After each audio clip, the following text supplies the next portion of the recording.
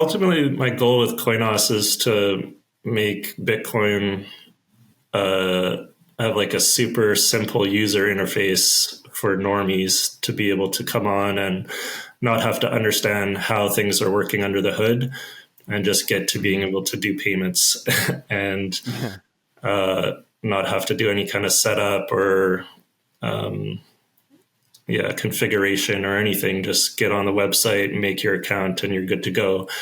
And I'm trying to abstract away all the complexity that does come with Bitcoin and these other layers to hide that from people so that they don't have to understand how it all works, but it just works.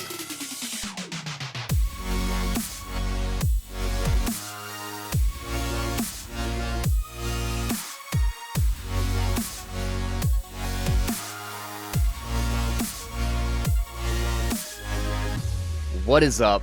Welcome back to Bitcoin Audible. We have got Adam and Cole from, you said Coinos. Is that how you say it? Because I've been saying Coinos like it's like an operating system. Is it Coinos? I was calling it Coinos for a while. I've kind of switched over to calling it Coinos now. It's just a little bit easier to say. All right. Well, we got Adam and Cole from Coinos. And this is funny because I used it right when it very, very first came out, when in the classic or the beta or whatever y'all call it now. I think it's classic Coinos. And it was funny because like the big reason I used it was that, and this is something that I talk about a lot on the show, was that I think we're going to end up in this place where all of the layers of Bitcoin end up operating as if they are one thing. And that was like that was actually how I used what's the wallet, Aqua Wallet, with Liquid one of the first times. Marine, thank you, Marine. There's an Aqua Wallet too. Yeah, there's Marina and Aqua. I think it's Marina. I don't know. I have them both. I can't remember which one. I had it wrong too. I've had to open them up. I'll have to open them up and figure out which one my Liquid is in, my Liquid BTC. But I used Coinos because it was the quickest way to get on and off Liquid, and I didn't even know at the time how to get on and off. Like I think there was one like coin swap service or something, and it was you guys, and it was Coinos. And so like that was like a big thing to like bounce back and forth. And so I was interested. I have it saved in my bookmarks. And now turns out you guys have been building a lot in the meantime and expanding this into something a little bit bigger. So first, I want you guys to introduce yourselves for the audience, for anybody who doesn't know. We'll go down my direction. We'll start with Adam. What is up, man? Welcome to Bitcoin Audible. Yeah, thanks for having us. I guess I got into Bitcoin in 2011, 2012. And oh man, back in my day. Yeah. Hell yeah. Class of 2011, what's up? I bought my first Bitcoin for $5 over PayPal on the Bitcoin OTC IRC channel. Yes. Got hooked pretty quick. I was going down through Bitcoin Talk forums and the Bitcoin Wiki, and just kind of came at it as a skeptic, and had all my questions answered by people who had already thought about all my objections or concerns and sort of answered them. And I was already interested in open source and finance a bit, so I was kind of primed to get into it. And once I kind of convinced myself that it was going to work and we were going to have this sound money system for the world, I wanted to go and spread the good news and get more people on board, get more people using it. So the first thing I built was just like a one-page, I'd call it just like a widget or a price calculator. So you just put in your Bitcoin address, and it could have been from any wallet. It was just like a watch only kind of thing. So people would have an address from somewhere and they'd put it into this page. And anytime you got a transaction there, it would notify you and record what the price was at the time of the transaction in fiat. So it was using some kind of exchange rate API at the time and recording. If you got a $5 into your address, it would, record that for you. So you'd have that history. And we started getting merchants in Vancouver to accept Bitcoin payments using that.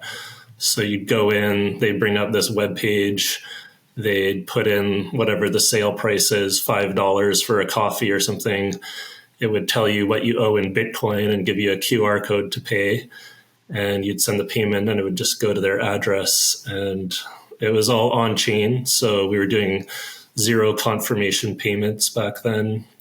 The merchant would just get a notification, yeah, you received some Bitcoin and hopefully it's going to confirm soon. Because there was no blocks weren't full and people weren't really having to pay fees back then or much of a fee. We were real spoiled. We were so spoiled. Yeah. We had no idea how good we had it. So we were just doing retail payments with on-chain Bitcoin. Eventually that stopped working when the fee market developed and blocks started filling up. So we set it aside for a while. And then when Lightning came around, I picked it up again, integrated Lightning, figured out how to run kind of it went from being a watch only or non-custodial wallet, on-chain wallet, to becoming a custodial Lightning wallet at that point. But it does actually both Lightning and on-chain still. So, and then I added Liquid, I guess 2020 or something like that. So it became Lightning, on-chain, and Liquid, and you have a unified balance for all of them. So you deposit, over on-chain, let's say, and then it would allow you to withdraw Liquid Bitcoin to a Liquid address. And I was just kind of playing around with Liquid to learn it. And, we let people issue tokens and send different Liquid assets around. And I do want to get that added back in. So after that, that's the classic version that you mentioned, which is still online if you go to classic.coinos.io. But in our latest version, we only do on-chain and Lightning, and we dropped support for Liquid for now, just because I haven't had time to add it back in since doing this latest rewrite. But it's on the roadmap. Sweet. Did you two like how big is the team? Who built this? Who's the main dev? Like how did y'all put this team together? And how long have y'all been working on this as a group? I'm the main dev. I started it. I'm the founder, and I hired Cole. He's been doing business development and sales and marketing and helping with social media and just cold calling businesses and things, I guess almost for about a year or so. Mm-hmm. I incorporated as a company, I think in 2020. So as an actual, corporation, we're only a few years old, but the project itself, it's an open source wallet too. I should mention that, it's all available on GitHub. So if people want to run their own, Coinos instance or just use it as a front end to your own Lightning node or your own Bitcoin node, it's all free and open source. And that's been going since about 2012 when I first made that initial widget. Yeah. But it's, I've rewritten it and it's evolved since then. But that's the latest version that you see now when you go to the website is probably maybe a year and a half or so. We had it all redesigned, and then I rewrote both the back end and the front end pretty much from scratch. So that version that you'll see now is just a couple of years old. Gotcha. Nice. Cole, tell me about yourself. How'd you get in? How'd you get into all this? How'd you get roped in? I've been in Bitcoin since 2015. I've got into mining myself and just investing heavier and heavier into it as the years go on. We're coming up to my third bull run. I've been a part of 2 bull cycles myself. So as I got into mining, got more into the investing side of it, learning more about the tech of it, I came across Lightning, and then I met Adam at one of the events in Vancouver. We hit it off, and then I became very passionate about Lightning Network, and I realized the value of it and how much it can help and change the current money structure that businesses use to transact. And with the mining aspect, when I've realized that it can be not just profitable, but it's also a great help to the proof of work aspect of Bitcoin, that made me believe in Bitcoin as a whole quite a bit. The proof of work aspect, understanding that Bitcoin runs on all of the miners and the nodes around the world, and no one can actually shut off Bitcoin. Those kinds of things attract me. The supply cap, obviously, as well, the 21 million. Those types of things attracted me to Bitcoin and made me believe in it. Nice. Yeah. It's funny.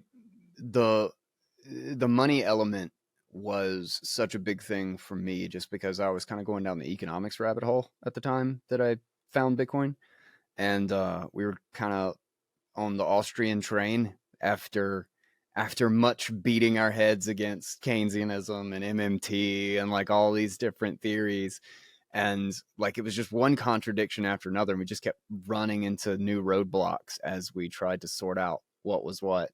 And it was like this perfect confluence of what we were digging into, like right when we found Bitcoin. So I was like overnight, both my brother and I, like my brother was taking economics, which is kind of what was keeping us on that topic. And we just like went barreling down the rabbit hole. Like, and I think now too, like in hindsight, like I wish I had been a developer. I wish I had gone the computer route earlier, just because like so much. I mean, just like Adam, like what you did when you built the very first version of this in 2012, like the amount of both potential, but just like problems to be solved early on. You know, like I know you remember the 2011, 2012 days, like just nothing was there. And it's so crazy how much things have changed. You know what, that might be a good thing to cover, because Cole, you got into this in 2015. Adam, you got into this in 2011, way back when.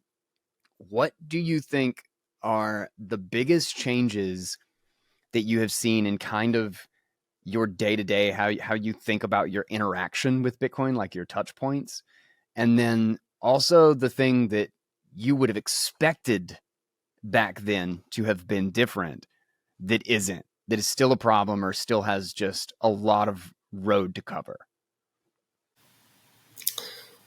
Yeah, I guess back then I was a little naive, thinking that the zero conf stuff is going to be okay, and I didn't really see Lightning developing as a thing or being a necessity. So when the fees did start going up in like 2017, and hit like, I don't know, for a while I think I was paying $20 to get a transaction through at some point. Yeah, I got rough. I was like, okay, well, this isn't going to scale. We're not going to be able to onboard all the merchants and have all this commerce done on Bitcoin. And, back in 2012, 2013, I was thinking, we might be able to. So that was a wake up call. And I'm glad Lightning's come around. It's really helped with that. It does have issues. I don't know if Lightning in its current incarnation could really scale to the next level of onboarding the next 100 million or billion Bitcoiners and bringing on a ton of merchants and really trying to compete on that retail payments. So yeah, we may have some more work to do there, and we may need like side chains and ARC and these, future scaling solutions to come around and mature a bit more before we're really ready to take on a lot more. But day to day, I'm like pretty happy to see that there are merchants starting to take Bitcoin more frequently. So here we can walk into a number of restaurants and coffee shops, and I can go get my hair cut for Bitcoin, and it is starting to develop a bit.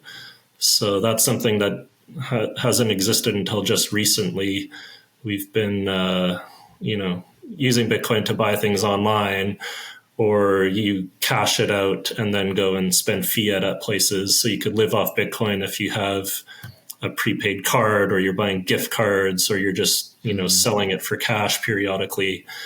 But now you can truly go in and just directly pay Bitcoin, the merchant's getting Bitcoin, and we're starting to see a little bit of the circular economy growing. So that's a little bit, a new thing. So it's exciting to see that.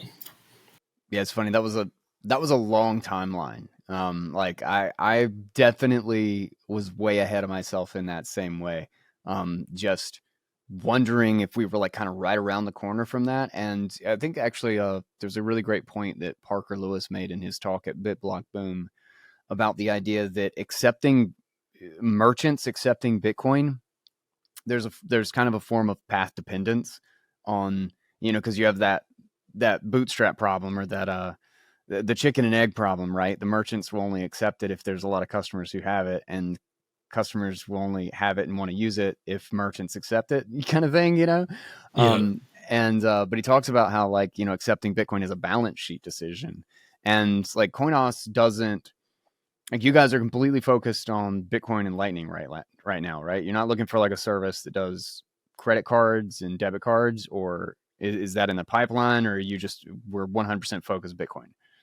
No, yeah, we're 100% Bitcoin. I did consider becoming like a fiat on-ramp, off-ramp, but just had too many issues here in Canada getting banked for that. Yeah. The banks are really hostile against that. So, and then competing on credit cards and stuff, that's just a whole other ball game of, there's so much fraud and chargebacks and issues with dealing with the gatekeepers there that it's just not something I want to dabble in. So, yeah. Plus, it's a transition, right? Like I don't want to spend a lot of effort supporting all these fiat rails when ultimately the goal is to kill fiat. So might as well just get Bitcoin working as well as we can, and then that stuff will all go away one day, hopefully. It's just, you just wait for it to slowly trickle out, and then trickle into Bitcoin. Slowly but surely. Cole, what, you came into this in 2015, so like the block size war was like really kind of kicking into gear. So what's your take on where the biggest change has occurred, and where you think the largest amount of road still needs to be covered? In regards to the growth of Bitcoin adoption as a whole. I would. Yeah, sure. You're right. So the block wars. I got in, a couple years before the block wars were at their peak, when Bitcoin Cash, aka a failed project today, it reached its all-time high, and everyone was talking about that. A lot of people were like, "Well, Bitcoin Cash is going to take over Bitcoin. It's going to take over Bitcoin. Ethereum's going to flip Bitcoin." And I didn't buy into any of that at the time. I did buy into other coins at the time before I understood the value of Bitcoin, right? So this is when I was like a new investor, like into the whole space, right? And I lost a lot of money in scam coins, and it helped force me to look at the value of Bitcoin and look at why there is no second best. I was trying to find that second best, and I like how Michael Saylor. When Michael Saylor online, he's like, the news anchor asks him, "So what's the second best coin?" He's like, "There is no second best," and he says it with so much conviction, right? And then they actually asked him like what dog coin was better than the other one, and he's like, "Come on, guys!" Like, and he's telling the anchor or the radio host this sentence. He's like, "Come on, guys! Like, don't waste my time here. I'm not gonna talk about what dog coin is better than the other dog coin." So, long story short, around the block size wars, is when I realized that Bitcoin is the king, the only king. There's no prince, so to speak.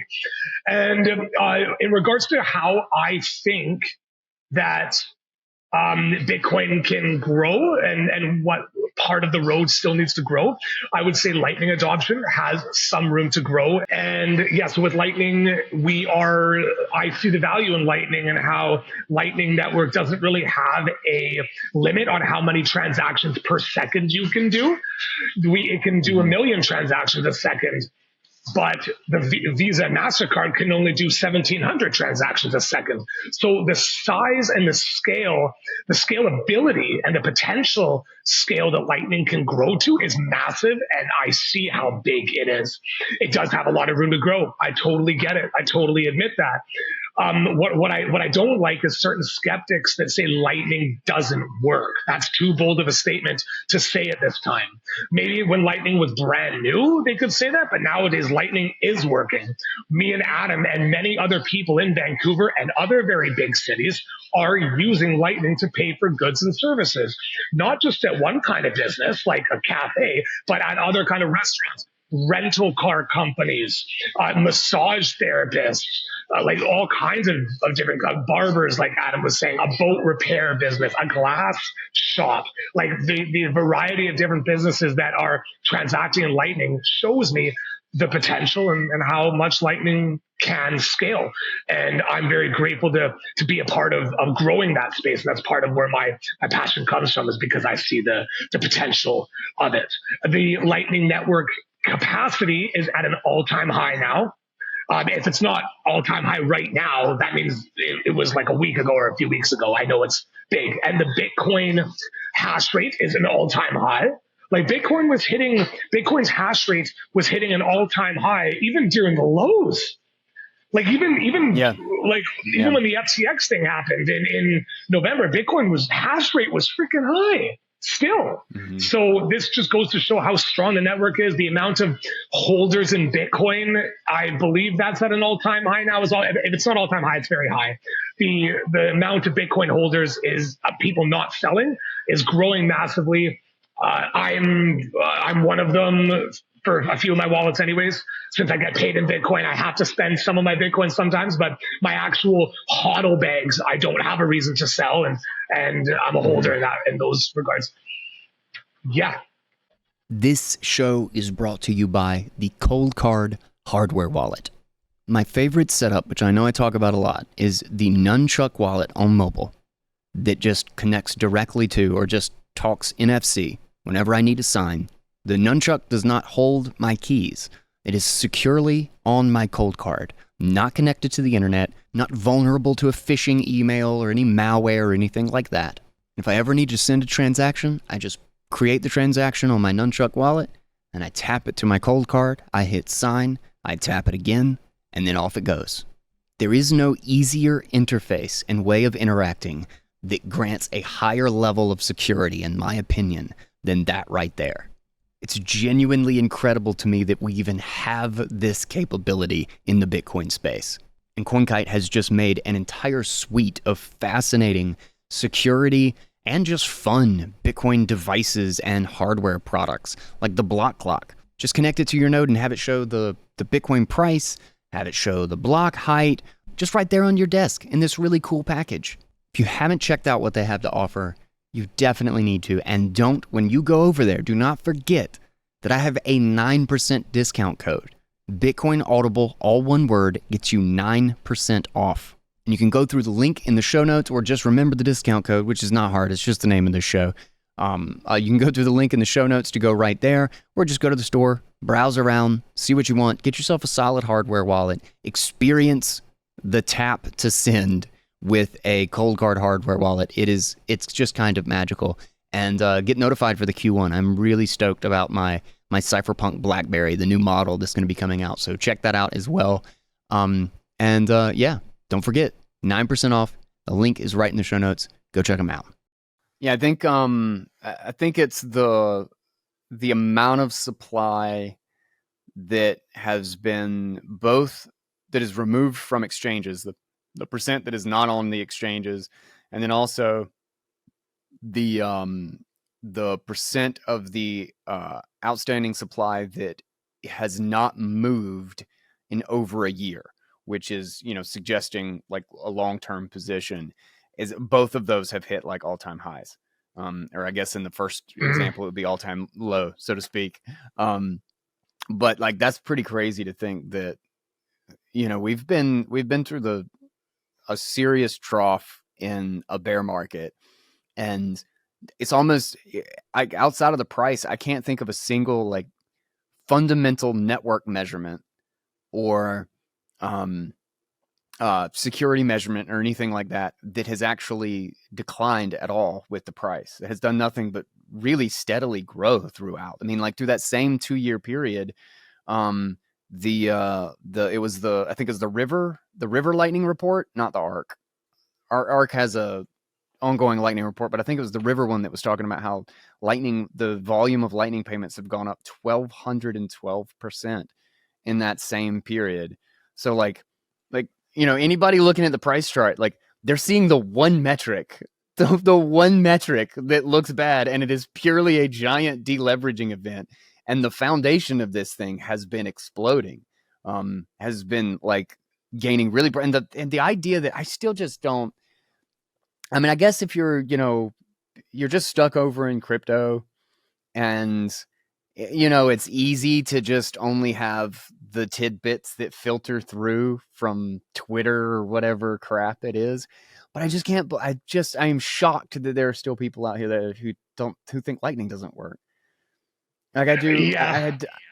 I do one on-chain payment a month, maybe a month. That's awesome. And I do like 50 Lightning a day. Easy. When Adam's witnessed me defend the Lightning Network as hard as I can, as enthusiastic as I can, to naysayers, people who are still full Bitcoin believers, but they're naysayers they're not believers of the network. And I am one of the first people to step up to the plate and just knock down their criticisms and defend it. Adam's sat in there a couple of times. Sometimes it can get a little bit heated, and then I back off a little bit. But we don't get to the point where there's fists. But I do back up and defend the Lightning Network as much as I can. Yeah. So let's talk about Coinos, since we're Lightning and Bitcoin here as the focus on Coinos. And also, actually, I want to hit this first just because this is something I don't get to talk to people much about, and it's something that's interested me, and I've been surprised that Liquid adoption has been so slow on the uptake, because I actually think it's a pretty important part of this thing, and I wonder if it might just be the difficulty of on and off ramping into Liquid. And I'm curious, Adam, what did you do? How did you set up the on and off ramp with Liquid? Because I actually kind of went digging. I didn't really take the time that it needed to, because I just was rough on time, but I could not find a good way to get on and up. I mean, that's literally why I landed on Coinos, is because you guys were the only easy way to get in and out of Liquid with, I don't know, I guess there might have been a fee or a spread of some sort just for swapping. I have no idea, but it was little enough that I didn't even think about it. I was just putting it into the wallet and then taking it out with whatever method that I wanted to. So how the hell did you do that? What's the mechanism to swap in and out of Liquid for you guys? Yeah, I think there was Sideshift.ai was one of the early Liquid exchanges, and there's now Sideswap.io, which is still going. Okay. I think they charge 0.1% for their fee. When you were probably using Coinos, I wasn't charging any fee at all. So, if you put in 1 Bitcoin on chain, you could take out 1 Bitcoin of Liquid, and I wasn't taking any cut on that. Now I've introduced 0.1% as well. So if you're converting either way, it's 0.1%. Gotcha. And the way that I set it up is I can do, anyone can peg into Liquid, right? So if you download the, Elements code and run your own Liquid node, which is exactly the same as running a Bitcoin node. Liquid is a fork of Bitcoin. If you've run Bitcoin, it's, you can run Liquid. It has the same CLI. So if you're running, commands, didn't even know that. like get balance or get raw transaction, create raw transaction and stuff. It all works the same as Bitcoin, except they've added assets. So besides just liquid Bitcoin, there's also liquid assets, which anyone can create. And there's confidential transactions. So you can blind your liquid transactions so that on chain, people can't see what amounts you're sending. But yeah, to get liquid Bitcoin, you don't have to go through a third party like Coinos or SideSwap or anything. You can download elements and you can create a peg-in transaction, which will give you a on-chain Bitcoin address for you to deposit to.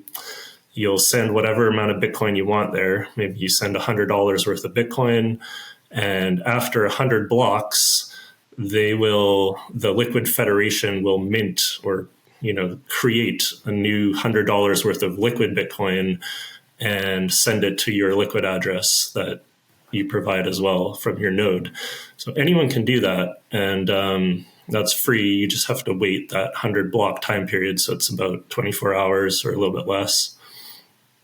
And to peg out, it's also possible to do that, but that's like a whitelisted set of people that the Liquid board has given keys to be able to do that.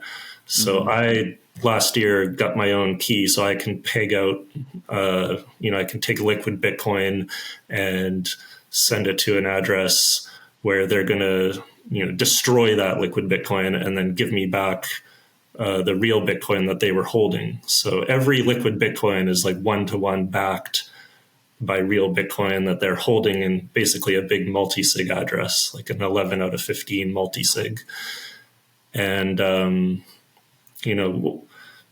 other services that have these peg out keys, they can do that on your behalf, right? So I could peg out for you, and now, I'm charging 0.1% for that.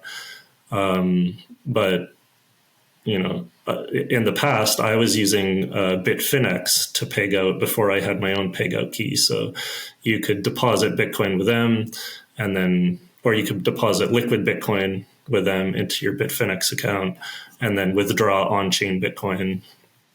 They didn't charge 1%, but they did have like a kind of high on-chain withdrawal fee. So it only made sense to do that when you're doing like a larger volume. So with Coinos, that's what I was kind of doing. I was kind of batching transactions for people, right? Like a bunch of people might want to peg out liquid. I would allow them to do that for free. And then once in a while, when it got to be like my on-chain liquidity was running low and I needed to get more liquid Bitcoin or vice versa, I would go to Bitfinex and use them to do the peg out. I don't know. Does that make sense? No, yeah. So you just ended up kind of like offloading a lot of the costs by just batching it on your side of things, just taking the delay on it. Yeah. Gotcha. Bitfinex, I didn't even realize that kind of makes sense though, that you'd be able to do that like with an exchange with Bitfinex specifically. I didn't realize they took liquid, or like you could hold a liquid balance with them. Yeah. There's a few exchanges that support liquid. Not enough. Yeah, there should be more. It's.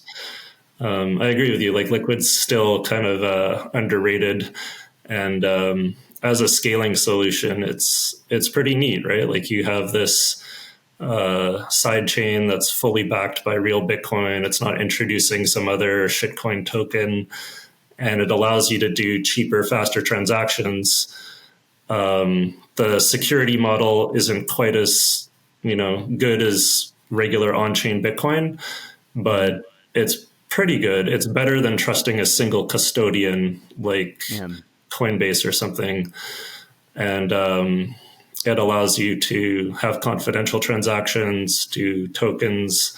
So ideally, like we get a side chain that has a trustless two-way peg that doesn't have to have a federated model where you, like with liquid, you're kind of trusting the Liquid Federation or the functionaries that run the network not to rug pull. I mean, they don't have a huge incentive to do that, and they're all mutually distrusting independent entities that were selected to run the network. So I don't think they're going to collude and rug everyone. But, you know, you're not as secure against that as you are with holding your own keys like fully on chain. Yeah. But the liquid trade-offs too are interesting versus Lightning, for instance, because it does work more like on-chain Bitcoin. You can like cold store it, for instance. Like you don't have to run your liquid node 24/7 to watch for justice transactions or anything like you do with Lightning. With Liquid, you can just generate a key offline, have it in cold storage or hardware wallet, and you can send a ton of Bitcoin there and have it, you know, just sitting in a paper wallet or something. And you know that even in the future, if Bitcoin is super expensive to use and it's like $100 to move something out of cold storage on Liquid, it's probably going to still be cheaper because it's not being used as much. The fees are a lot lower by virtue of being a sidechain. So Yeah. I think it does play a part in scaling Bitcoin. And the team that built Liquid too is like the same people that are working on Core, trying to introduce, you know, better cryptography and scaling solutions to Bitcoin. So Liquid is kind of like a testing ground for newer experimental opcodes and features that might be a benefit to Bitcoin down the road. It's like almost like a live testnet with real money sort of thing where people can play around and experiment with things without having to risk screwing up the main chain. Yeah. Basically an economically incentivized testnet, which is what Litecoin I feel like was for a long time. And during the block size war, you know, they did SegWit and, you know, as a proof or whatever that a bunch of the big blockers and Bcashers or whatever were constantly saying like, oh, SegWit is anyone can spend and you can steal coins and it's like unsecure. It's a backdoor. They're trying to Trojan horse the Bitcoin network. And then it's like, okay, well, we'll do it on do it on Litecoin. And put a whole bunch of stuff in this bounty. Come on, take it. Let's see what happens.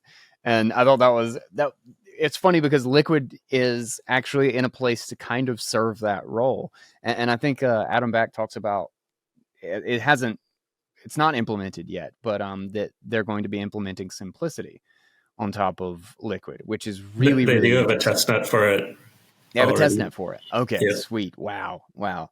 No, it's funny because simplicity would be one of those things. It's such a big change to Bitcoin. If it ever did get implemented, but it's one of those things where there's so much you can do with it. And it's also designed in such a way that the attack surface is extremely easy to see, or like it's visible, you know, like there's not a whole lot that's obscured. Like you can tell what the computational risk is going to be in anything that you're doing. So it always interests me. And I think Adam Back calls it this, or somebody called it this, is that simplicity could potentially be the last soft fork that Bitcoin would ever need. And it would be fascinating to watch that, especially if there's already a testnet, to see that unfold on Liquid and get to use it and, you know, kind of get to beat it to death for a couple of years and maybe potentially see that provenance, so to speak, of yes, okay, let's put this on Bitcoin because of all the things that we can actually do with this. But yeah, Liquid has always been fascinating to me, and I feel like it's really underrated and underused. But you know, that leads me to kind of thinking about how this ecosystem is evolving, because we've talked about, obviously, Lightning is, I kind of think of Lightning, aside from the fact that there's a lot of really great user-facing tools with it, I still kind of think on a long enough timeline, when you look 5 years out, 10 years out, like let's go 2 more cycles, is that Lightning is largely going to be the settlement layer between these other sorts of setups like Fedimint, Liquid, the Cashew, eCash sort of tokens, the distributed custodial model, like, because like one of the most beautiful things, like fascinating things that I think is just completely neglected in the idea of Bitcoin is the fact that you can have distributed custodians. Is what a phenomenal thing that is. That's not even conceptually possible in the fiat space. You can't do that with like a digital spreadsheet that is just someone's permission. Like fiat is permissions. It's just not possible to have. The idea of multi-sig is absurd. And so in that context, in the context of like thinking where things are going on 5 to 10 years out, where do you think Coinos plays their role? Are you intending to be or hoping to be a major merchant provider and like treating a lot of these second layers as a single unit, as just kind of like speaking the Bitcoin stack, so to speak?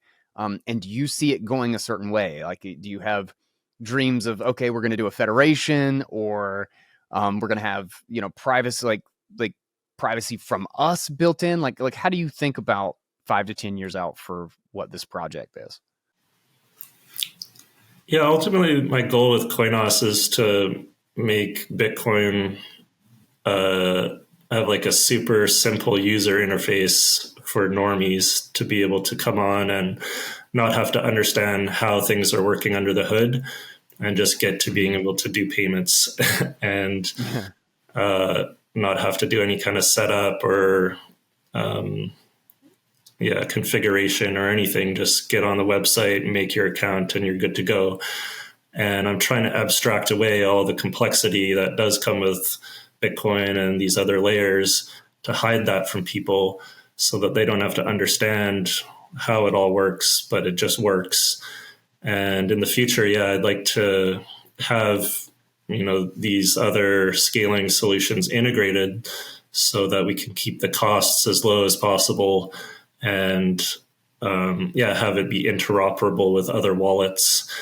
But right now, Coinos is like, it's sort of the Uncle Jim model, right? Like, I'm running a node as a custodian for a lot of people where when you sign up for an account, I'm the custodian. I could rug pull people, but I've been around long enough. I've been in the space. People know me. They know where I live. They know who I am.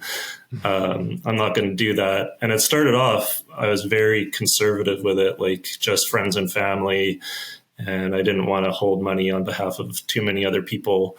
Now we've got like a merchant network with a few hundred merchants, and it's starting to become like, I have to be careful here, because if I screw up, then people's payment systems are offline for the day, and there's real world usage now. So I can't just go fiddling around with it as much.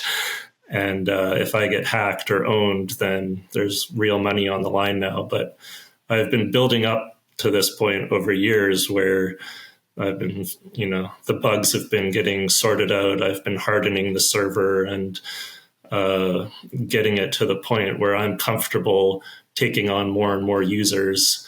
And now that I've done that for myself, because it's open source, other people who want to be custodians and provide that kind of service can take the code and do it, right? So just like how you would run Zeus or Spark or some of these other front-end interfaces to like connect to your own Lightning node, I see Coinos as being another option for that, with the additional kind of feature that besides just managing your own node and doing payments for yourself through your own node, you can open it up to allow other people to register accounts and use your node with you being a custodian. So it's kind of like be your own bank software, where if you want to, take that on, and people are willing to trust you and you're willing to take on that responsibility, then you could be that custodian for your local community or just for your family or whatever makes sense. Like, that's why I say the Uncle Jim kind of thing, where you're giving people a super easy web interface where they don't need to set up their own node. They don't need to even figure out seed phrases and cold storage and stuff. They're just doing a username and password, and you're managing it all for them, but it's done in a way where it just works, right? So it's super simple for them. This episode is brought to you by the Fold Card. This is the debit card that gets you sats back on literally everything in your life. Actually got some boost back today on Starbucks, and they have a ton of these now for specific merchants like Who. This is HU. This is actually a company that I've been a big fan of for a long time. I think it was like 2.5 or 3% back if I spend at Who online. They make like super clean chocolates and like little cookies and stuff that are all grain-free, keto-friendly, and they're absolutely delicious. I had no idea until I was just looking through the boost that they had added that on. I was like, oh my God, I am so excited. Then, of course, we also got our Whole Foods today. We got our groceries, and because Whole Foods takes Amazon gift cards, we got 2.5% back on our groceries.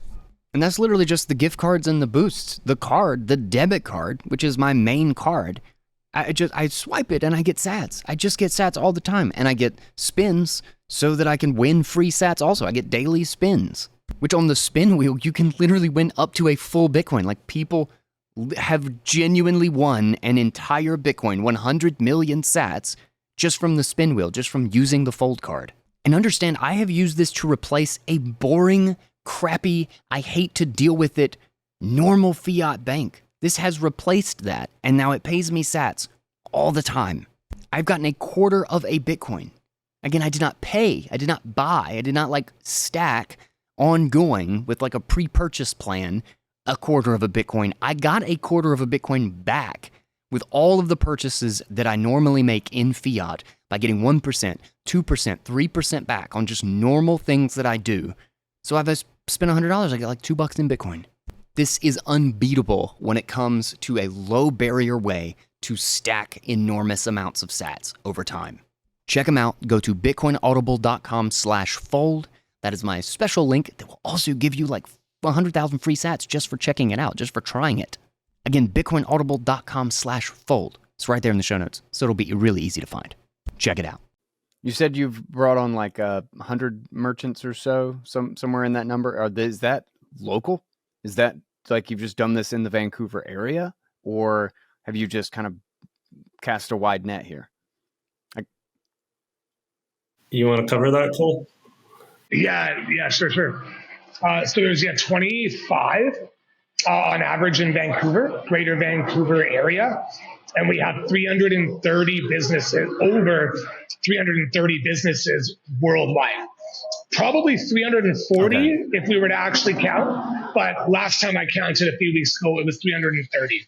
The biggest Bitcoin community that is using us is Brazil, Rio Grande do Sul, which is near, it's in Relante, which is near the capital, Sao Paulo. And there's even a bunch in Sao Paulo that are using us too, and farther up the coast, even from Sao Paulo in Brazil. So it is spreading like the plague. We really like how, but in this case, it's a good kind of plague, I guess. We have businesses in Miami, businesses in Central America, El Salvador, Nicaragua, businesses in Eastern Canada. We're only looking to keep growing, and the best thing is that anybody can use us if Bitcoin is legal in their country, which is 99% of countries. It's legal. Yeah. So not North Korea. You cannot use Coinos in North Korea. Unless you have a VPN. Yeah. So I'm curious, actually, just because the last few people I've talked with in, kind of like trying to target services and, the financial side of things, how the hell do regulations fit in? And I don't know kind of what the environment is in Canada, because, FinCEN and things that are happening in the US are trying so desperately to just make it illegal to do this without just a boatload, like just a horseshit level of reporting for no reason. Like what are the challenges that you've run into? Have you been able to all right, does it exist in this space where you can just kind of not worry about that? Like, what have you been running into?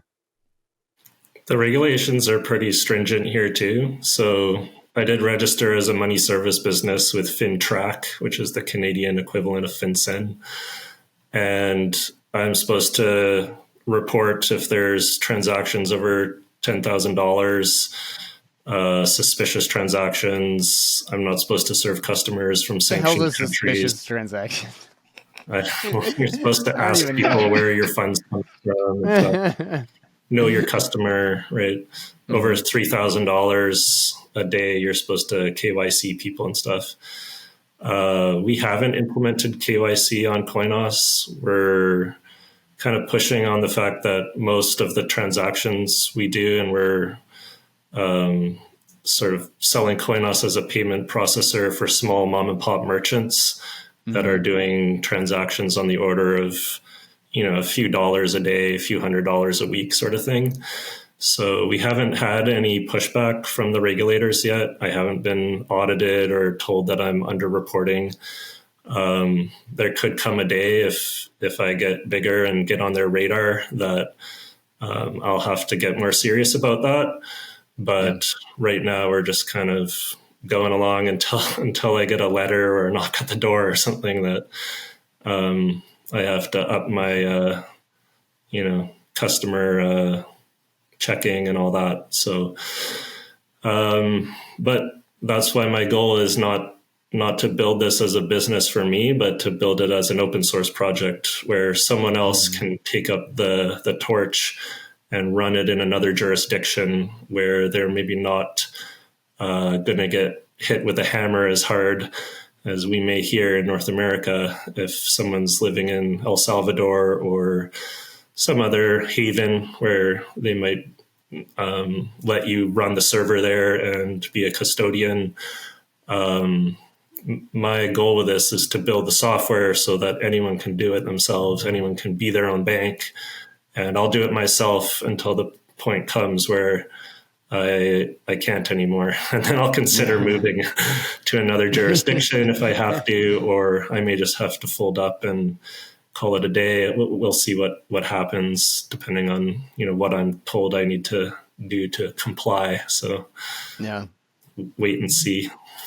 No, yeah, that's one of the really, one of the things that I think is not greatly understood, or I think there's a poor mental picture for a lot of people.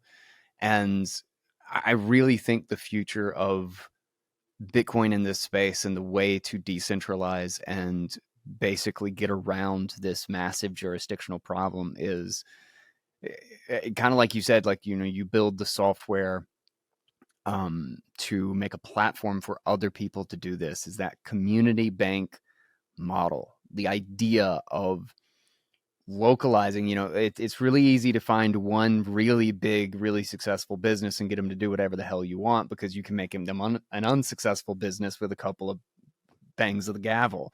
But it's a whole hell of a lot harder if there's 10,000 of them and they're all serving 300 customers, 500 customers, individually. Like, all of them are basically invisible. It would be a nightmare to try to track them all down.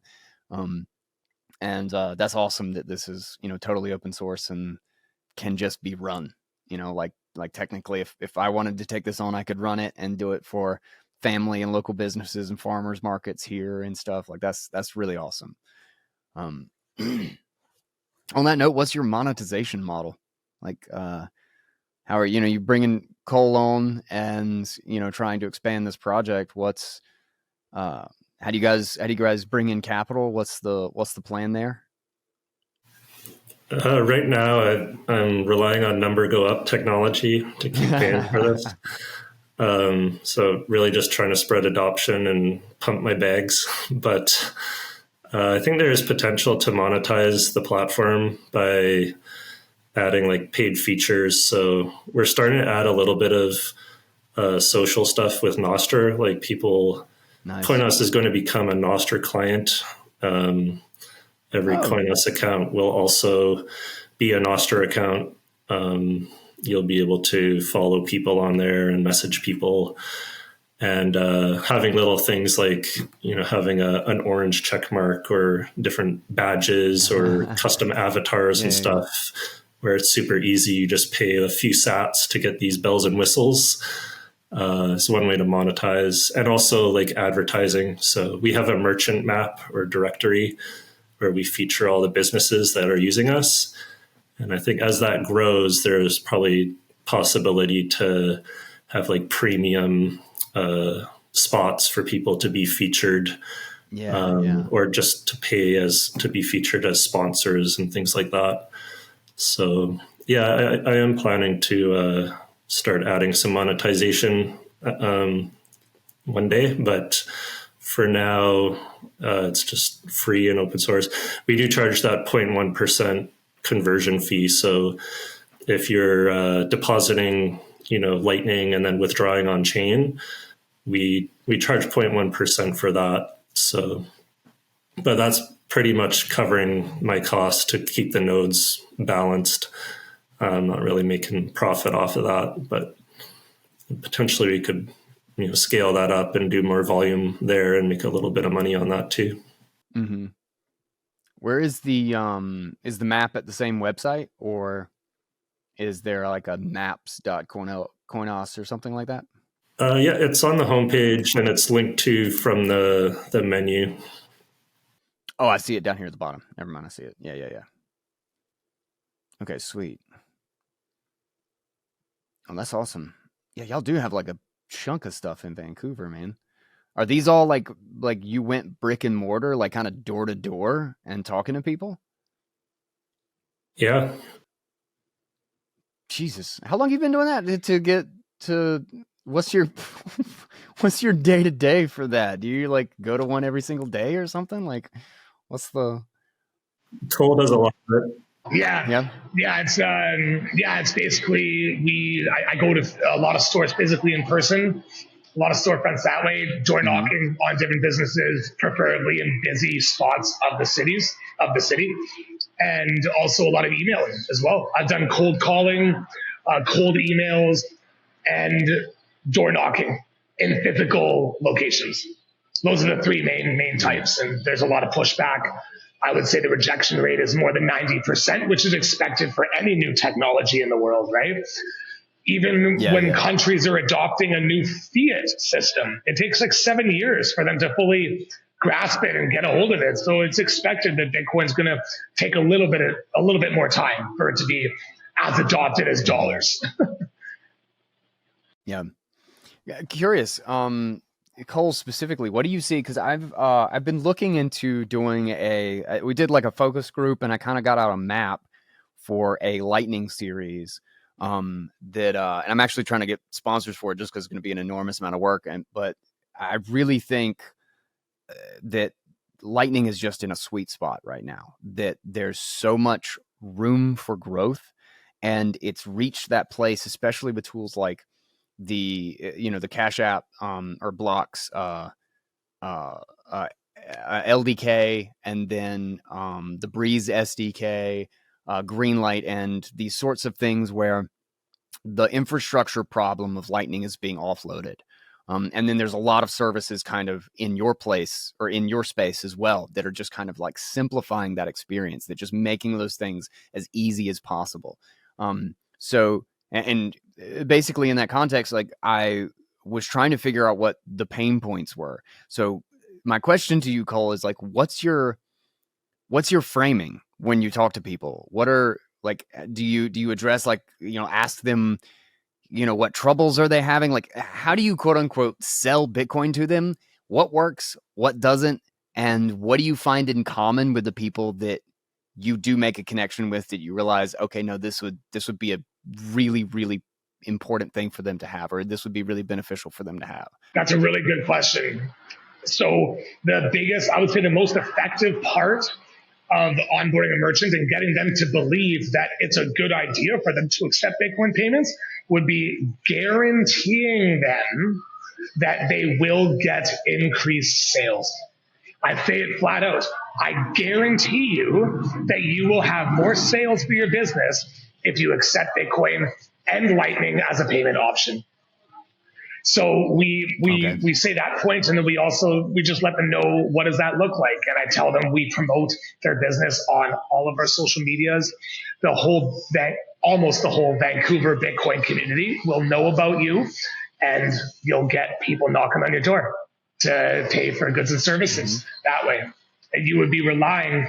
I tell them that you would be relying on the online marketing, and it's a growing technology, trending technology. It gives your business a cool factor. Depending on who it is I'm talking to, I might go that deep and say that it adds a cool factor, but it really depends on the case-by-case basis, who I'm talking to, what kind of person. And the people who I would say the easiest or the businesses most, the types of business owners that are the easiest to onboard with Bitcoin, I would say are people who are freedom maximalists. People who, people with those kinds of personalities, right? They don't believe everything. That makes sense. They don't believe everything that they hear on the news. They don't believe that every single part of the news is true. Those kinds of people, open-minded people, in most cases. Yeah. How often do you find those people? I'm curious, like what the share of the world is, because I'm shocked. The blue collar like people that I kind of talk to in my area, the guy that I'm doing, I'm getting to do the porch and like the fence and stuff at my house. The contractor, the dude that I buy meat from down at the farmer's market or whatever. Like it's funny. Like I'm not good at hiding what I think or like my honest opinion about stuff. And I'm usually very diplomatic about it. Like I'm not like mean or, accusatory or anything like that, but I'll just be like, yeah, I don't believe any of that shit. I think the whole political game is just kind of a really shitty game show. And so like, but like, because of that, a lot of people just kind of drop the facade, and it's hilarious. Some of the conversations that I have with people. Me and the dude that's coming later this week to start with the porch and fence and stuff. We had like a 20-minute conversation about how like neither one of us was ever going to touch a fucking CBDC. Like the central bank digital currency was just like, no, not playing that game. And so I'm really curious what the volume or the percentage of those people, like, is it more than you would expect? Yeah. No, I really like your analogies. That was good. I haven't heard some of those ones before. That's good. I'm going to use those. Yeah, I would say I'm unimpressed with the amount of people who are, freedom fighters and people who are open-minded thinkers. I would say there's not, based on my personal experience with all the businesses I've approached, the majority are closed-minded. The majority do believe everything the news, like those kinds of people who do believe everything the news says. That, I would say small percentage of people are more of the open-minded type, I would say, sadly. How do you change your approach? How do you change your approach when you're talking to the normie brain and you're trying to get them to see the value of it?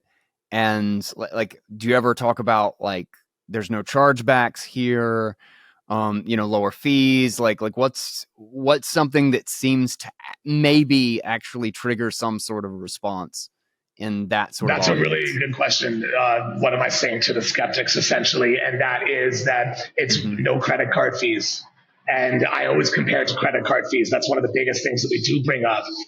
And the fact that it's just so easy to do, because when people hear the word Bitcoin, no coiners, when they hear the word Bitcoin, oh no, too complicated. Immediately that's where their brain goes. And then they follow up with questions about accounting. They're very concerned about accounting and how difficult accounting is for it. But we make with Coinos, not just with Coinos, but we're one of the wallets out there that makes it very easy. Makes the accounting very easy. One button on your transaction screen exports your .csv file in an Excel spreadsheet for your accountant / bookkeeper. And the way that we have it laid out is super easy to understand. Any accountant or bookkeeper with general basic knowledge, not even of crypto, but just basic knowledge of bookkeeping and taxes, will understand how to read the Excel spreadsheet that gets exported from our transaction history. I bring up points like those, and because those are the biggest concerns: accounting and fees. Yeah, and 24/7 support. We offer that as well, and we offer them a printer as well because we have. I don't know if you've done some research into some of our videos, but we have our own branded printer, and it prints out a Bitcoin receipt when a customer goes into a store. And there we go. And it scans the QR code, and we give a QR code to the business. They will either tape it on their front counter where their cashier is, or whatever, wherever it is. The customer scans it, Bitcoin receipt comes out. Most merchants will document it as a cash transaction in their systems. We have a big coffee shop chain using us, 2 big coffee shop chains using us, only at one of their locations each, but it's still a good start. Cafe Artigiano, 25 locations in BC, I believe. So at one of their locations, they just have a Coinos button on their terminal itself. So they just press the Coinos button. Okay, sweet. To document it. Yeah. Nice. Okay, so what's the general response that you guys get on, like, oh, can I convert this to dollars, or are they just kind of like keeping it on their balance sheet and just holding whatever comes in as Bitcoin? Like, what's the general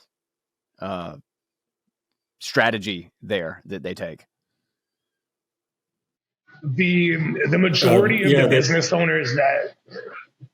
Sorry, go ahead, Cole. Okay, sorry, just the delay on my end. Sorry about that. It's tripping me out too, don't worry. Most of the business owners that me and Adam know are hodling, actually, which is great news.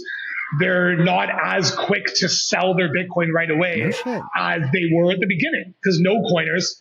They're I would say based on the ones that we know of with me and Adam, a lot of them are hodling, and a bunch of them have doubled their banks. They've doubled the value because a lot of them have been Coinos merchants since last year, and by them not selling, they double their value. I mean, we know it's not all about price, but hey, that's something good. And then we tell people that, we tell other business owners that of course there's going to be short-term dips because they're all afraid of the price. So many of them are afraid of the price, right? And I tell them it's okay. It's okay. There's dips, but the long-term trajectory is up. You zoom out on the Bitcoin chart and it only goes up. And in addition to that, you have decentralized money that no one can take from you. That's permissionless. And we tell that to them about that, and then they become believers, a lot of them. But there is a bunch of them that do convert it immediately into their bank. We do recommend certain wallets that do link to your bank account that are regulated services in Canada. We also teach them about the person-to-person transactions they can do. They can do cash transactions in the Vancouver Bitcoin community because we are very good with that. Like I put a message in the Vancouver Bitcoin Telegram chat saying, hey, everybody, I want to maybe buy $100 or sell $100 of cash. It's so easy. Like someone DMs me right away, like within 5 minutes, like every time. So there's ways to do that. We also offer a sweeping function. Sweeping, you probably already know that, but for the viewers that don't know what sweeping is, it's where we would automatically set your account up to get e-transferred when it hits a certain threshold of whatever it is, $500, $1,000, And Adam, you can touch on some more details if you want about all that. Mm-hmm. Yeah, there's a couple merchants that have wanted to cash out, and I just offered to do it for them. So I'll take their Bitcoin, send them an e-transfer. In Canada, we've got these, it's called e-transfer. It's a bank transfer, and they're pretty quick. So I'll just send them one of those, take their Bitcoin, and they're happy. They've got Canadian dollars. But yeah, the vast majority are just hanging on to it because they're not doing a ton of sales in Bitcoin yet. It's not like it's really hurting their cash flow that they need the money to pay for their rent and stuff. It's just kind of a side thing that they're trying out, and they're just kind of letting it ride, most of them. Gotcha. And we tend to gloss over that too. Like they will ask about it. How do I get the money? How do I, when does it settle? And we'll say like, yeah, we can cash you out if you need to. and then we move on to something else.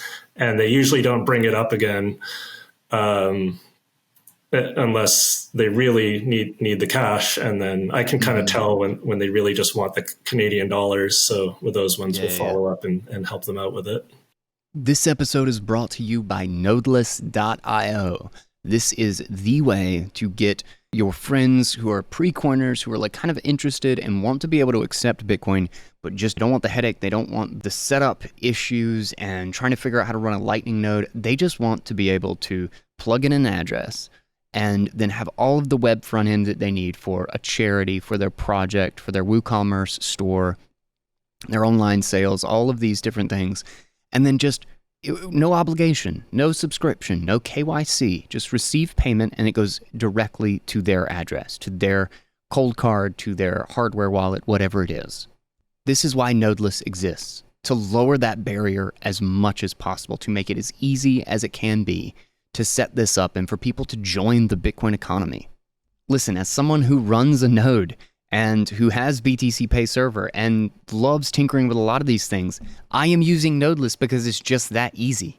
And that's also why I'm offering 10,000 free sats to anyone who goes. Just sign up with email, whatever you want to do. Really quick sign up. Again, no subscription, no obligation, no KYC.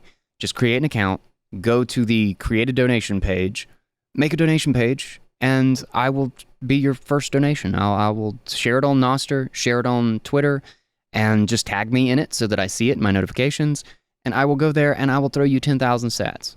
Then stay there, look around, check out the project. I think this is a really, really cool. It's still new, and I just think there's a massive amount of potential here, and I think a lot of you guys can benefit from it. So that's why I'm willing to throw you 10,000 sats just to go check it out. Use my link specifically, by the way. That helps, just so that they know that I sent you over there. You can find that in the show notes or just go to bitcoinaudible.com/nodeless. Again, that is bitcoinaudible.com/nodeless. Now, I've always thought it would be, especially at that scale, like in doing like my own little Uncle Jim sort of service or whatever. I've always thought that like it would be a really interesting way to have a basically quote unquote guarantee the price of Bitcoin that they get it at with a time horizon. So I'm basically selling a service with like a built-in call option that I'm betting that, okay, let's say the price of Bitcoin does plummet in 6 months or a year. Well, whatever you got it at in 4 years, I will pay. If you want me to, I will pay what price you got it at to get your Bitcoin. So if the Bitcoin price doubles or whatever, you can have, you have your own little like stable sats thing, right? But you do it over like some sort of a time horizon. But I'm sure I would get a kick in the door from the SEC or something. I'm sure I'm breaking like 1,000 laws like in doing that. But I've always wondered, it's like, okay, well, what about just a time horizon? Like you're always going to get your dollar value or your dollar price or whatever. But you have to sign to give your Bitcoin over to me in 4 years. Yeah. So what's where in the building of this thing? So this is an open source platform, and oh man, I just had a question and has just slipped my mind. It was for you, Adam. Maybe actually I'll start with what's the next steps? Like what's the next thing that y'all are aiming for with Coinos? And I'll see if I can't remember the other thing that I was trying to pinpoint. Yeah, basically I want to get more adoption. So more people using Bitcoin, spending Bitcoin, supporting the merchants, getting more merchants, and a couple features on my, like higher up on my to-do list are, like I was mentioning, the Nostr integration, and also getting Liquid working again. Yeah. Mm-hmm. So, and then, yeah, like keeping on top of scaling solutions and Lightning. I do want to, have more sophisticated channel management and node management stuff. More like administrative features for people who do want to run their own instance, and also streamline that process. So like it is easier to just start up a VPS with a pruned node and a Lightning node and Coinos, and it all runs in Docker, and it's like a one-click kind of install script or something. So that's something I want to put together so that other people can spin this up more easily and just kind of connect it to their own node and try it out that way without having to use our instance of it as a custodial service, but have more self-custodial Coinos users, I guess you could say. Gotcha. Yeah. So my question, actually, I'm glad you mentioned this specifically, was what is your take on Nostr and where things are going on this? I think of it personally as this kind of layer 3 of Bitcoin.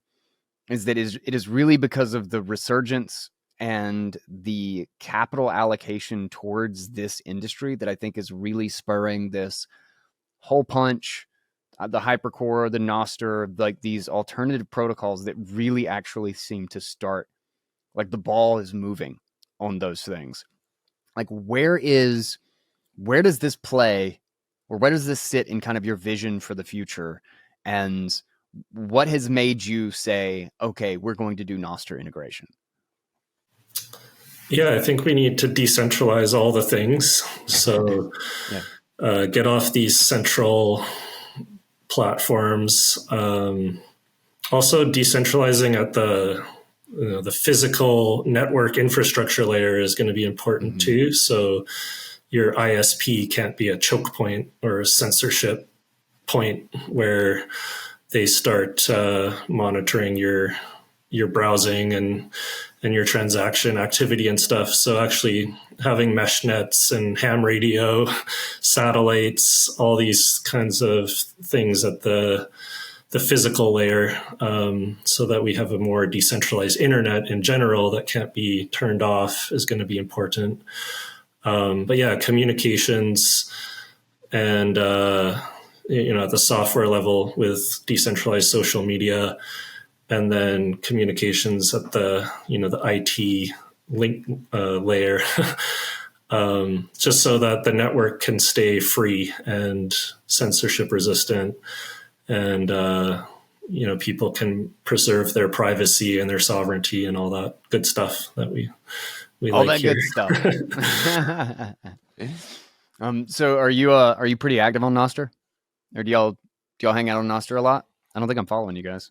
I follow people there, and I'm starting to go to it more than Twitter now, just when I feel like I need to go and scroll. Yeah. But I don't post much. I need to. I've never posted much on Twitter either. I'm just not much of a poster, but I should start using it more for that. Coinos. I found Coinos over here. Do you have a personal account up here? Just I do Adam, too. Yeah. I don't know. Yeah. What username would I be able to find you under? A Saltys, ASOLTYS. TYS. You said TYS or TYZ? TYS. TYS. Okay. Oh no, there it is. It was right there. Cole, are you on Nostr too? So I just operate the Coinos Nostr account and the Twitter Coinos account. Oh, you got to get your personal up there. Yeah, I do. Yeah. I'll make sure I put everybody's pub keys in the show notes so people can follow you. Now, I wanted to ask, just because I was talking about it, just a little while ago, that I talked to all the people that I work with at some point about Bitcoin and CBDCs and the direction of the world. So I'm curious, especially Adam, you seem to have this mindset of, okay, well, eventually the hammer is going to come down, and like maybe I need to go to a different jurisdiction. Maybe I need to shut down Coinos as a business and just leave it as an open source platform for everybody else to use. Like you seem to be preparing for the shit to hit the fan so that everything still works and everybody can still use this tool. So what's your take on the slow rotting of clown world, and what's your strategy? Do you have a plan B and a plan C aside from Bitcoin? Like, you know, you have a secondary jurisdiction you are seriously considering? I'm really curious what everybody's exit strategy is on the the World War III normie like narrative that is damn near unfolding right now. Yeah, it's something that I haven't really done much on. I don't have my passports and citizenships at enough places. I probably should have more. But I got a lot of family and roots here in Canada, so I think I'm going to hold out until things get really bad. I did get a boat a couple of years ago, and I want to learn to sail because then you can be off sailing the seven seas. I think that would be the ultimate freedom, and then I can just cruise over to some freer country if I really need to. But yeah, I'm trying to build a community here, get more people onto solar panels and ham radio and mesh nets, and more people using Bitcoin, growing their own food, all these kinds of small acts of resistance that we can to try to build resiliency and community and all that. Doing my part here, but I really hope I don't have to move and I don't get shut down. Ultimately, I think Bitcoin is tool number one. It's like defund the state and defund all the bankers and the grifters of society. And the faster that we spread Bitcoin adoption, the quicker the state is going to fall. So then they won't have the resources to, come and hammer us because those, mindless zombie soldiers who just follow orders and go and do what they're told, if they're not receiving a salary to go and do that, then they'll join us instead, hopefully. Yeah. You can pay them to, dig you a ditch or something. Yeah. So I like that. And that's largely my strategy, is the kind of exit internally, right? Is to build your kind of community citadel to protect each other locally and just kind of hide among the crowd, so to speak. So Cole, do you have a similar mindset, strategy? Do you have a boat? Yeah, so I've traveled to a lot of the Bitcoin communities in the Central America area. So that was Panama, Bitcoin Lake in Guatemala, Bitcoin Beach in El Salvador, Bitcoin Jungle in Costa Rica, and I've explored around Mexico. I've been to Panama as well. I almost moved to Panama literally in 2021. And I had all my whole lease agreements signed, everything. I had all my papers set up, everything was all good. And then Canada changed the COVID laws, and I wasn't vaccinated, so I couldn't leave my own country. That put a major wrench in my plans at the time. So I do have a similar mentality as Adam. I would want to stay here for a little bit longer until it gets really bad, because I do have most of my family roots. 95% of my family is in Canada. But I mean, I travel often. Even, my base is Canada, but I'm away from my base pretty often, I would say. And I do have the mentality of being willing to move somewhere, the third world, but still nice at the same time. I don't want to be somewhere where I'm going to get sick all the time. Yeah. So, Yeah.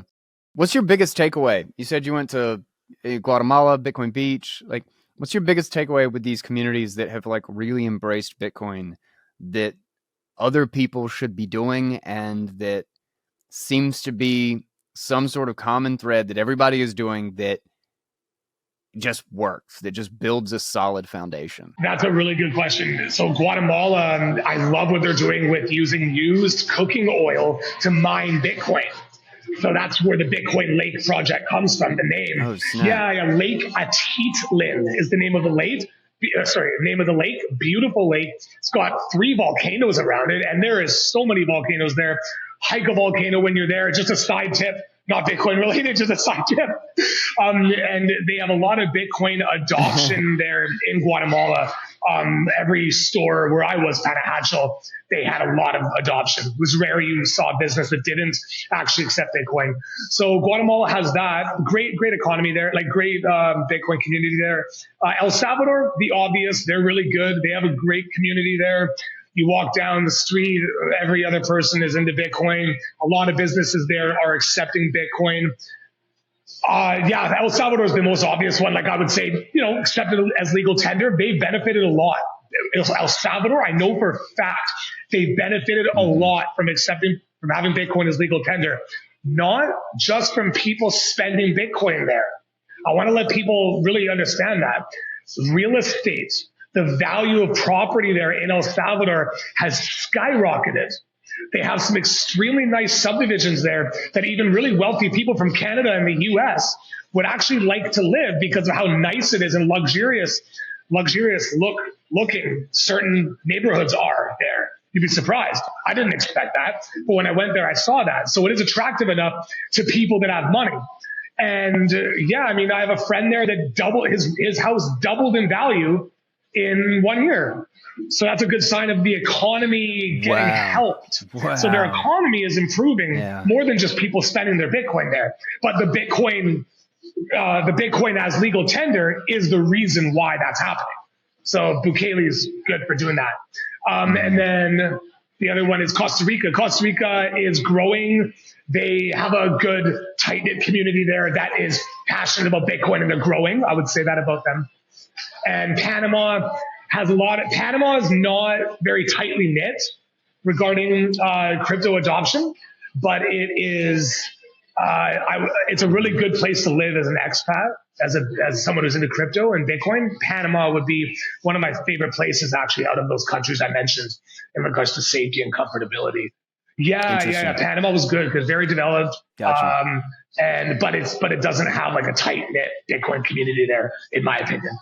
Gotcha. Do y'all do a lot of outreach to the local meetups and stuff, like particularly with like the businesses that you work with and that sort of thing? Me and Adam, we host about approximately 5 meetups per month.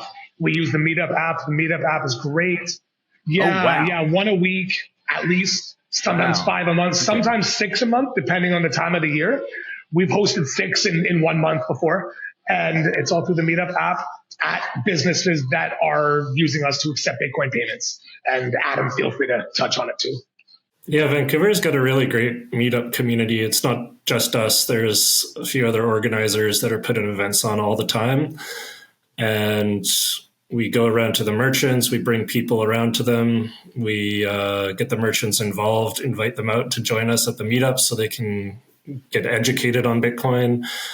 And it's, there's stuff happening here all the time. So it helps with showing people that there is this community and like an economic force that is going to come around to your business and stuff, because there is all these active groups and events going on. So that really helps. That's awesome. All right. Well, I don't want to take too much of you guys' times. I don't know, like, what are the obligations that you guys have. So I'll just kind of wrap this up with, what else would you want to say? What's your call to action for the people who are listening to this? And, what do you think their next step should be to download and explore this themselves, use your service, et cetera, et cetera? Like what do you got? I'd encourage people to sign up for an account with us just to get a feel of how easy it is. It's just a web wallet. You don't have to download or install anything. You just make a username at the website and you can start playing around with it. And then go out and talk to your local businesses, places that you go to, you shop at. If they know your face and they see you coming in paying fiat, then they're going to be receptive if you bring up the idea of taking Bitcoin. And it's super easy to onboard a merchant. You just print out a QR code for them. You could even create an account on their behalf, give them a QR code, and give them the login credentials to their account and say, here you go, we're going to put you on the map, and people are going to start coming to spend their Bitcoin. So the more, places we get on the map, and business owners just getting a feel for how easy it is, then word starts to spread. And that's what we want to really see, is a lot more businesses accepting Bitcoin directly so that people can go in and pay with Lightning. We think our service is one of the easiest and cheapest to do that with, but ultimately, Bitcoin adoption is the goal here. Yeah. Cole, you got something to toss in? And last words. I would say thank you so much for your time, Guy. I really appreciate this podcast. Highly value this experience. Sure. And we are just, talk to your local business that you think would be a good fit, or even just talk to someone that you frequent. Talk to a business owner that you frequent regularly, where you're spending fiat. Reach out to me or Adam on all of our social medias for tips and pointers. People reach out to me regularly and they ask me, say, hey, Cole, what do you say with this? And kind of the similar questions that you're asking to, Guy, and people DM me, and I just answer those questions. Never hesitate to ask me or Adam questions about what's working for us.